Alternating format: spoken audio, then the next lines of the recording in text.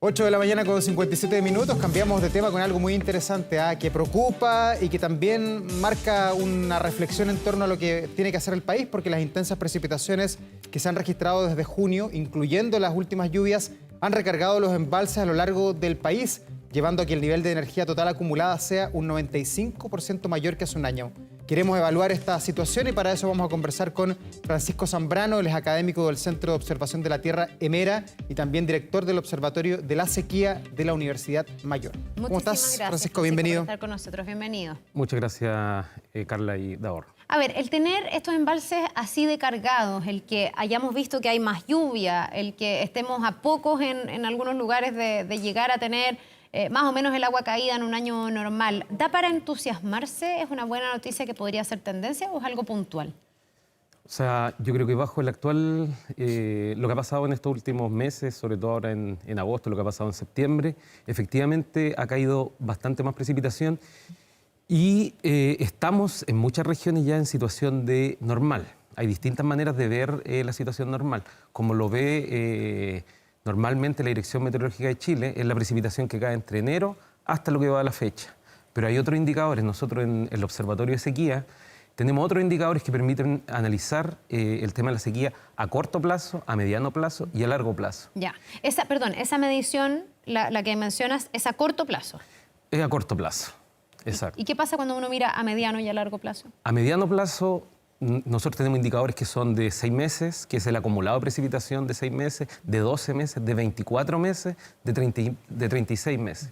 Y hasta el momento, considerando solamente una variable, ya importante indicar que la sequía no es solamente la precipitación, también el tema de la temperatura que afecta la sequía, pero si consideramos solamente la precipitación, entre mediano plazo, 12 meses, hasta casi 24 meses, debido a la precipitación que ha habido este mes, estaríamos alcanzando niveles normales. Sin embargo, si lo analizamos a 36 meses o 48 meses, vemos que todavía nos falta para llegar a una situación normal. Y como decías tú, el análisis que hay que hacer es si esto es puntual o, más importante, cuál es la tendencia que hay a lo largo del tiempo. Claro. Y la tendencia no es favorable. Francisco, y viendo la tendencia, lo que tú nos describes, ¿Chile tiene que construir hoy día más embalses o alcanza con lo que tenemos? Porque uno de pronto dice, bueno, a lo mejor este es un verdadero veranito de San Juan que está lloviendo tanto, 2 años más ya no llueve nada y Chile está perdiendo su oportunidad de guardar bien esa agua. ¿Nos faltan más todavía? ¿Estamos atrasados allí? Buena pregunta. Yo creo que los embalses no es la única medida que nos sirven. Hay varias medidas que hay que analizar. ¿Pero cómo qué, por ejemplo? Porque en un minuto se hablaba de la carretera del agua, de guardar el agua de un lado para otro, llevarla, desalinizar también. Sí, a mí particularmente porque yo creo que es importante analizar el tema de los embalses, pero a mí me gustan más las medidas que promueven un cuidado del agua. Los embalses generan una concepción de que tenemos agua acumulada y nos generan como una falsa... chip libre, claro. Exacto, de que tenemos agua y que la podemos gastar. En cambio, yo prefiero las políticas como que van en el sentido del cuidado del agua, de mayor eficiencia y de adaptarse a la nueva situación, porque como dices tú, en muchas partes del mundo se ha demostrado que hay embalses y muchos embalses están quedando vacíos y no cumplen luego el objetivo para el cual fueron construidos. ¿Usted es partidario de no hacer más embalses? Porque hay una discusión técnica en el gobierno, por eso le pregunto. Que hay que evaluarlo, pero hay que evaluarlo y no como la única medida, porque muchas veces se evalúa y se dice los embalses es la única medida que tenemos para combatir. Es una medida dentro de muchas otras que hay que evaluar. Entonces, no quedarse solamente con esa medida, evaluarla. En algunos casos puede que sea necesario hacer embalse, pero en otros casos puede que no sea la mejor solución el construir embalse. Claro, además que en un contexto de cambio climático, de crisis, de emergencia, como ya hemos constatado que está entrando el mundo, uno se pregunta si esto, por ejemplo, que es una buena noticia, que esté lloviendo más, que haya más agua acumulada, no puede ser fuertemente contrarrestado con temporadas calurosas que sean demasiado calurosas, donde en el fondo ese equilibrio finalmente cueste mucho que se produzca.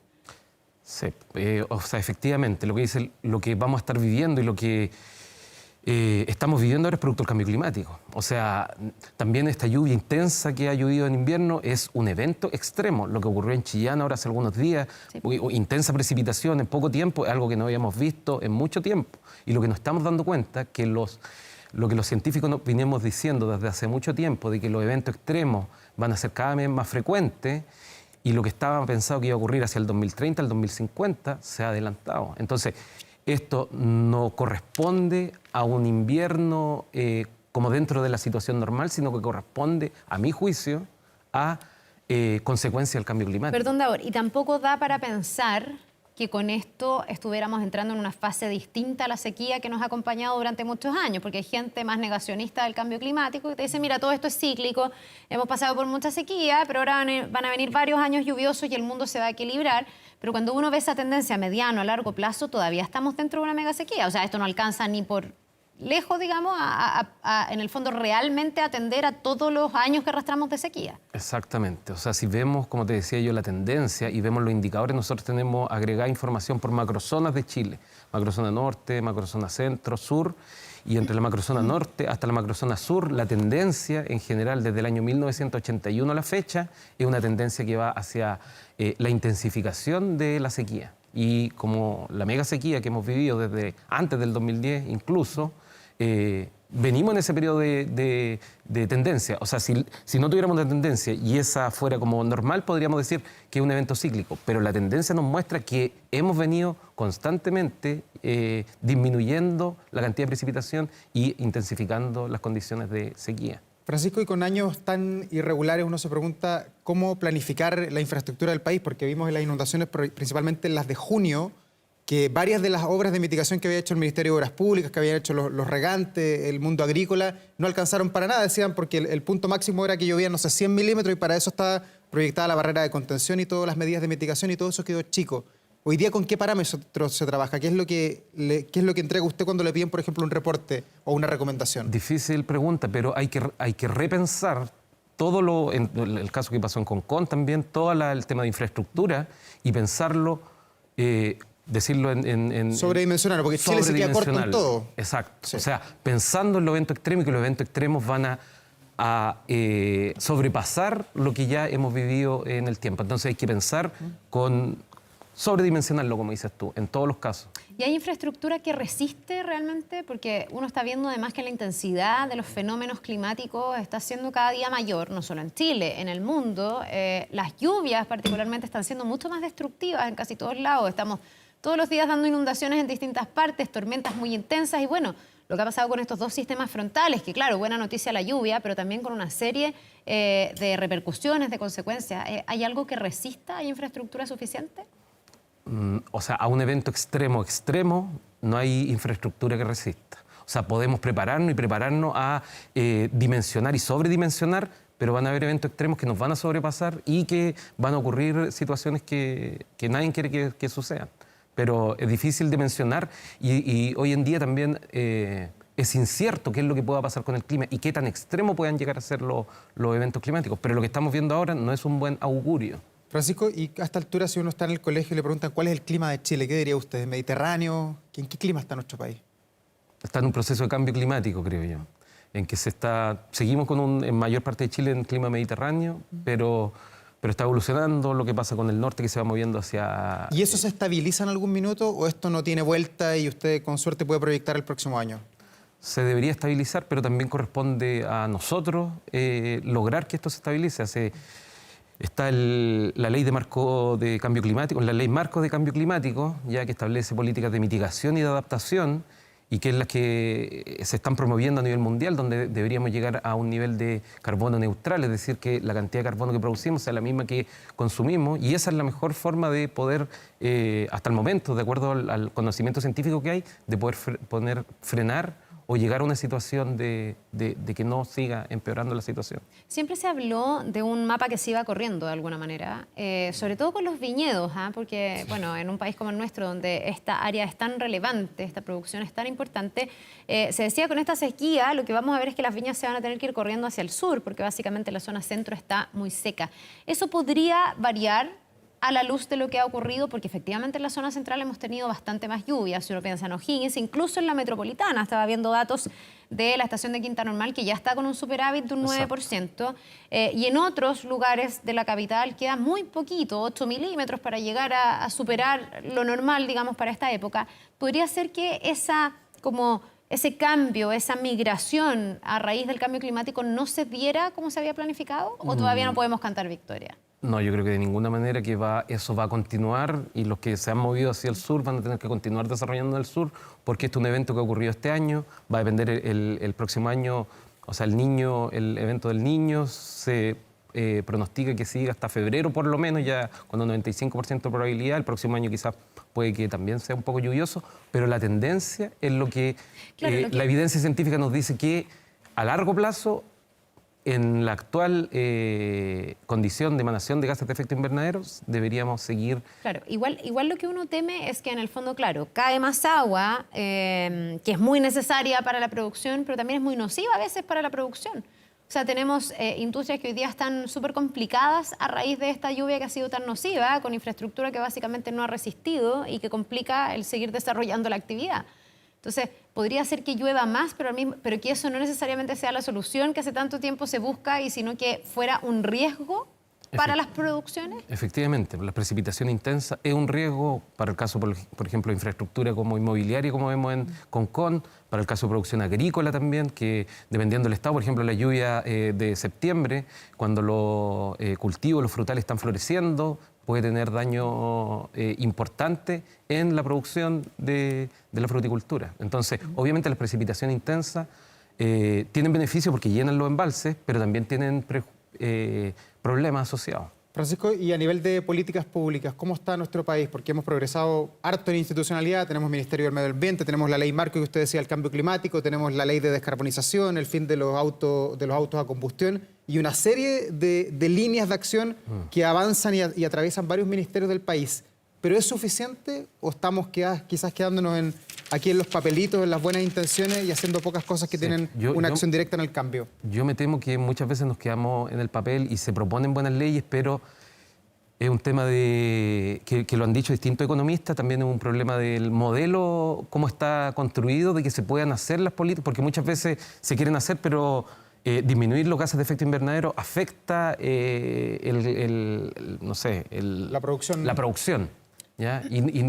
Entonces no hay incentivos, lo decían muchos economistas ahora, que tienen que haber incentivos a la disminución de gases de efecto invernadero. Claro, por ejemplo, está el caso del hidrógeno verde, que Chile ha aplicado buenos deseos, pero no está apoyando esa tecnología para que parta. Sí.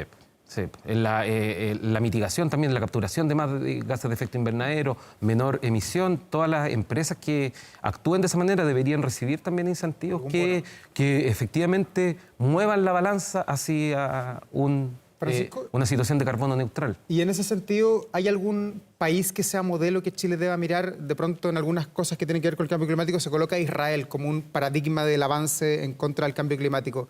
¿Es ese el norte de Chile? Buena pregunta. En ese sentido no lo tengo tan claro. Yo creo que Israel, producto de las condiciones climáticas y la poca capacidad de agua, ha tenido que desarrollar, ser súper eficiente en el uso de agua. Pero no sé, ahora te mentiría si lo afirmara, si es exactamente el modelo que tenemos que seguir. Yo creo particularmente que cada país, quizás podemos tomar ejemplos, pero tiene que desarrollar su propio modelo. Chile, hay que considerar que climáticamente es muy diverso. O sea, tenemos árido en el norte, tenemos zona austral muy lluviosa, es muy variable en tema climático, parecido yo creo que a ningún otro país del mundo en cuanto a esa variación en cuanto climática. Y el clima obviamente produce que haya diversidad de vegetación, etcétera, etcétera. Ahora, Israel tiene por lo menos dos componentes clave en su política que a mí me parece que sí pudiera ser deseable para cualquier país, digamos que es bien universal, que tiene que ver con usar la tecnología, por ejemplo, para utilizar de mucha mejor manera las aguas negras, como se le llaman, a aguas que, en el fondo, la reutilización del agua, que ya lo han hecho muy bien, y lo otro, la conciencia ciudadana que hay del buen uso del agua, que es un poco lo que tú decías y me queda resonando, porque podríamos estar frente a una trampa, por así decirlo, con esta sensación de que, bueno, mira, ahora está lloviendo, no se hace tan necesario ser cuidadoso. Hasta hace un año hablábamos de la posibilidad de racionamiento de agua. Eso estaba ahí a la vuelta de la esquina. Hoy día probablemente ya no está tan a la vuelta de la esquina, por lo menos por un tiempo. Pero eso nos puede llevar como una autocomplacencia que después podría tener, me imagino yo, efectos súper negativos. Entonces, probablemente no hay que bajar los brazos, por más que ahora esté lloviendo. No hay que bajar los brazos y hay que hacer políticas de largo plazo, porque la ley la ley marco de cambio climático es una política de largo plazo que yo creo que va en la línea correcta de lo que debemos hacer, porque generalmente los gobiernos son de corta duración y las políticas se hacen para el gobierno imperante, pero el cambio climático nos va a seguir acompañando por largo tiempo y las políticas tienen que ir en esa línea y tienen que ser transversales a distintos actores políticos. Francisco, y la pregunta del millón quizás a esta altura es, los pequeños granitos de arena que podamos aportar desde Chile o desde los países que estamos comprometidos con el cambio climático sirven de algo pensando en que hay otros gigantes productores como China que no está ni ahí con el cambio climático, que contamina, que no firma ningún tipo de compromiso medioambiental? No, obviamente que yo creo que la conciencia es súper importante. Quizás contribuimos menos y algo que se ha demostrado también ahora que los países que menos contribuyen, son los más vulnerables al cambio climático y generalmente son los países más pobres. ¿Ya? Y los grandes emanadores de gases de efecto invernadero, China, Estados Unidos, son los que tienen, son países más ricos y que tienen herramientas para poder enfrentar la vulnerabilidad al cambio climático. Pero si no los comprometemos a ello, no vamos a ganar esta batalla. Tenemos que comprometernos y tenemos que estar en alerta, yo creo. Ya lo dijo, creo que el general, el presidente, no me acuerdo, el general de la Organización de Naciones Unidas, que ya habíamos pasado ¿Guterres?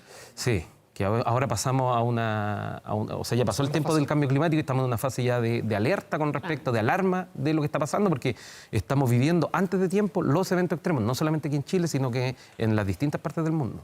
Ya, ahora, me queda también dando vueltas. Tú hablaste en algún momento de lo que pasó en Viña, en Concón, con estos edificios que hoy día están ahí al borde del precipicio, básicamente en un terreno que siempre se dijo que no se debía construir, con un mapa de riesgo que se ha hecho, donde hay 14 edificios que están en esa zona roja y 42 en este sistema general de dunas, pero donde además hoy día se están construyendo proyectos, hoy día se están comercializando y vendiendo departamentos sobre esos terrenos. ¿Cuánto se ha incorporado la mirada del cambio climático en la forma en cómo se planifica nuestro país? Porque si ya se advirtió hace tantos años por causas como generales, como no hay que construir sobre las dunas, además este es un patrimonio protegido, ¿cuánto más relevante se hace esa discusión cuando además estamos frente a un cambio climático que hace que un colector de aguas lluvias colapse porque es demasiada más agua de la que finalmente se había proyectado? Sí, pues efectivamente esos están diseñados con intervalos de confianza, de lo que uno espera que pueda ocurrir en el... Que me imagino que igual debe estar medio sobredimensionado, ¿no? Pero esa sobredimensión podría quedarse corta frente a la realidad. ¿Con respecto a qué? Con respecto a lo que vivimos en el periodo 1981-2010 o con lo que estamos viviendo ahora. Entonces, está sobredimensionado con respecto quizá a un periodo climático que era más o menos normal.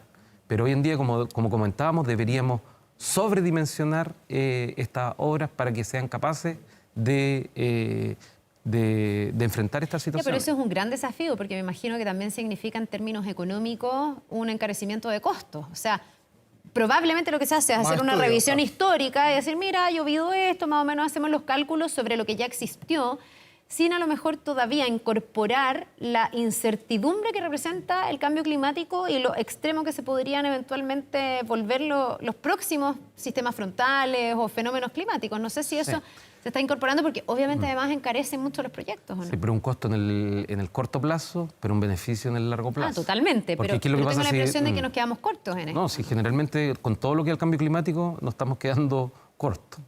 Y desde ese punto de vista, Francisco, y desde ese punto de vista y pensando en el verano, ahí en el Centro de Observación de la Tierra, ¿cómo ven la Tierra y cómo ven la Tierra chilena específicamente para los incendios forestales?